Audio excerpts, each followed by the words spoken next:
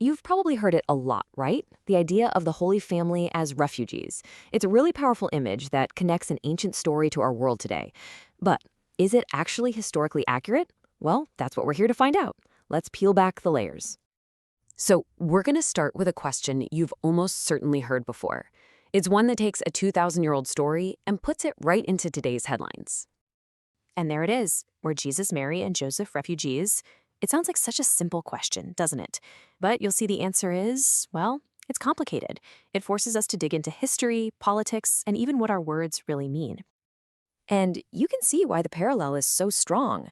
A family fleeing a murderous tyrant to save their child. I mean, that resonates with all of us deeply. But to really get what was going on, we need to put away our modern maps and, pull out one from the first century. Okay, so let's jump back in time. To get to the bottom of our question, we first have to understand the world the Holy Family actually lived in. And spoiler alert, it was a very different place from the world we know today. What's really crucial to see here is the political setup. By the time Jesus was born, both Judea and Egypt were firmly under the control of one single superpower, the Roman Empire. So you gotta stop thinking of them as separate countries. It was more like they were different states, all under one big federal government. And this chart just spells it out perfectly. Today, when we think of international travel, we're thinking about passports, visas, border control, the whole deal. But back in the first century Roman Empire, nope, none of that existed. Moving from Judea to Egypt was a lot more like driving from, say, California to Arizona than it was like flying from the US to Mexico. So, here's the key takeaway. Yes, they were leaving the area controlled by King Herod, but they were never leaving the Roman Empire. They were just moving from one administrative zone to another, all under the same Roman umbrella.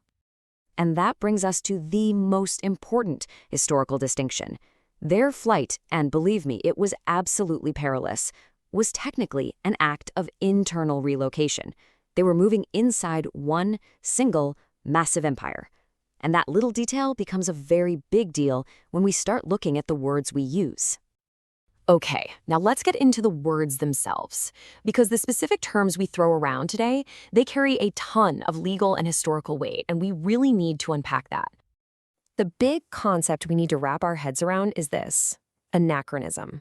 It's basically a fancy word for when we take a modern idea, like our very specific legal definition of a refugee, and we try to force it onto a past that played by a completely different set of rules. Just look at this breakdown. The term refugee isn't just about running away from danger. The really critical part is that it involves crossing a recognized international border. And in the modern legal sense, it requires you to be formally recognized by another country or an international group. Now, terms like flight or exile, sure, they describe the act of leaving, but they don't have that specific legal status attached. Actually, our whole legal system for what makes someone a refugee is pretty new. It was really born out of the chaos of the world wars in the 20th century. So back in the Roman world of the first century, this specific legal category, it just flat out didn't exist. Now, moving beyond the politics and the legal definitions, the story in the Bible itself presents a situation that's, well, it's pretty unique. It doesn't really follow the usual patterns of people fleeing danger. If you look at the narrative, every single major move they make, the reason Herod is angry, the warning to get out of town, and even the all-clear signal to come back, is kicked off by a direct, supernatural message. Joseph isn't acting on rumors or political news. He's following divine instructions from an angel in a dream. And that really sets their situation apart. The story describes a very specific threat aimed at one particular child that was communicated through a personal warning to one single family. This is way different from, a mass exodus of people fleeing a widespread famine or a war that's affecting everybody in their community. So, after all that, looking at the Roman world, the meaning of our words, the specifics of the biblical story, you gotta ask, why does any of this matter? Why is making this distinction so important? What's the big deal? And let's be crystal clear about something. The point of all this is absolutely not to downplay the danger they were in. Fleeing a violent king who wants to kill your child is a terrifying life or death situation. No question about it. It doesn't matter what label you put on it. The goal here is simply precision. It's about being careful with our language so we can get a clearer, more accurate picture of their real journey and their real world. At the end of the day, it's about respecting the past for what it was, not trying to force it into our modern-day boxes. And that leaves us with this final, really critical thought. When we apply our modern labels to events in the past, what do we gain in that emotional connection?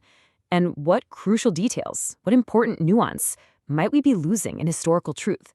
It's a powerful reminder that the words we choose don't just describe history, they actively shape how we understand it and how we decide to use it today.